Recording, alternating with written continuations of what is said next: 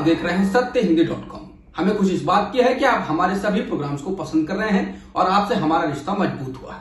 और इस रिश्ते को और मजबूत करने के लिए डिस्क्रिप्शन में दिए गए लिंक पर क्लिक करिए, जिससे हमारा रिश्ता और मजबूत होगा। आइए अब एक नजर डाल लेते हैं अब तक की सुर्खियों पर। छत्तीसगढ़ में अलग अलग राज्यों से वापस आए 14 मजदूर कोरोना पॉजिटिव पाए गए हैं, जिसके बाद उनके संपर्क में आए करीब 200 लोगों को क्वारंटीन कर दिया गया है। अभी और लोगों को क्वारंटीन किया जाना है। बता दें, सरकार ने मजदूरों को अलग अलग राज्यों से वापस अपने राज्य जाने की अनुमति दे दी है, जिसके बाद कोरोना के फैलने का खतरा बढ़ गया है।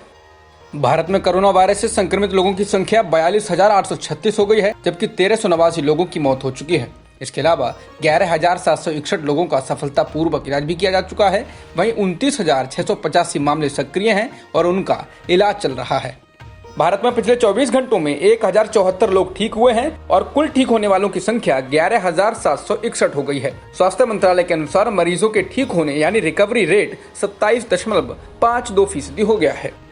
केरल में सोमवार को सबसे ज्यादा लोग ठीक हुए। यहाँ कुल 61 लोग कोरोना के टेस्ट में निगेटिव आए और एक और ये अच्छी बात रही कि राज्य में कोई नया मामला नहीं दर्ज हुआ। इसके बाद राज्य में कुल संक्रमित मामले 95 से घटकर 34 रह गए हैं।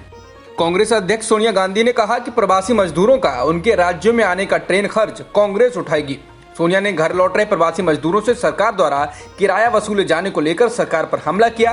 उन्होंने कहा कि आजादी के बाद पहली बार इस तरह की स्थिति हमारे सामने आई है। उन्होंने पूछा कि सरकार अपनी जिम्मेदारी कब समझेगी। बीजेपी नेता सुब्रमण्यम स्वामी ने भी प्रवासी मजदूरों को उनके गृह राज्य छोड़ने के लिए रेल किराया वसूलने को लेकर मोदी सरकार की आलोचना की है। स्वामी ने कहा कि भारत सरकार की एक ऐसी संवेदनहीनता है कि भूखे प्यासे प्रवासी मजदूरों से रेल किराया वसूल रही है। जो भारतीय विदेशों में फंसे थे उन्हें फ्लाइट से मुफ्त में वापस लाया गया। अगर रेलवे अपने फैसले से नहीं हटती है तो पीएम केयर्स के पैसे का इस्तेमाल क्यों नहीं किया जा रहा है। लॉकडाउन के तीसरे चरण की शुरुआत के पहले दिन शराब की दुकानों के सामने लंबी लंबी कतारें लगी हुई दिखाई दी। इस दौरान सोशल डिस्टेंसिंग की जमकर धज्जियां उड़ाई गईं। भारी संख्या में लोगों के जुटने से पुलिस को भी काफी दिक्कतों का सामना करना पड़ा और कई जगहों पर लाठीचार्ज तक करनी पड़ी। यही नहीं, कई जगह पर शराब की दुकानों को बंद तक करना पड़ा। दिल्ली के मुख्यमंत्री अरविंद केजरीवाल ने कहा है कि दुख की बात है कि आज काफी दुकानों पर सोशल डिस्टेंसिंग के नियमों का पालन नहीं किया गया। उन्होंने कहा कि अब अगर ऐसा होता है तो उस इलाके को सील कर दिया जाएगा। मध्य प्रदेश में कोरोना के मामलों में लगातार बढ़ोतरी हो रही है। अब तक 2,846 पॉजिटिव मरीज मिल चुके हैं। वहीं मरने वालों की तादाद 156 हो गई है। सरकार ने फैसला किया है कि 17 मई तक कहीं पर भी शराब की बिक्री की अनुमति नहीं दी जाएगी। घर भेजे जाने की मांग को लेकर प्रवासी मजदूरों ने सोमवार को एक बार फिर गुजरात के सूरत में जोरदार हंगामा किया।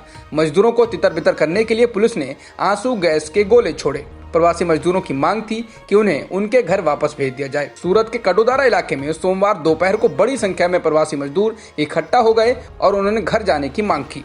संघ लोक सेवा आयोग यानी कि यूपीएससी की इस साल होने वाली प्रारंभिक परीक्षा फिलहाल के लिए टाल दी गई है। परीक्षा के लिए अगली तारीख की घोषणा 20 मई को की जाएगी। इससे पूर्व परीक्षा के लिए 31 मई की तारीख तय की गई थी। कोरोना वायरस संक्रमण के कारण प्रारंभिक परीक्षा को टालना पड़ा है। सोमवार को भारत ने गिलगिट बाल्टिस्तान इलाके में चुनाव कराने के पाकिस्तान सुप्रीम कोर्ट के फैसले पर बेहद सख्त आपत्ति जताई है। भारत ने कहा कि गिलगिट बाल्टिस्तान का क्षेत्र भारत का वैध व अभिन्न हिस्सा है और पाकिस्तान की न्यायिक व्यवस्था का उसको लेकर फैसला करने का कोई अधिकार नहीं है। भारत ने पाकिस्तान को इसके साथ ही इस इलाके को खाली करने को भी कहा है। दुनिया में कोरोना संक्रमण के कुल मामले 35,84,000 से ज्यादा हो गए हैं, जबकि मरने वालों का आंकड़ा 2,48,000 से ज्यादा हो गया है। इसके अलावा करीब 11.5 लाख लोग ठीक भी हो चुके हैं। रूस में लगातार दूसरे दिन संक्रमण के 10,000 से अधिक नए मामले सामने आए।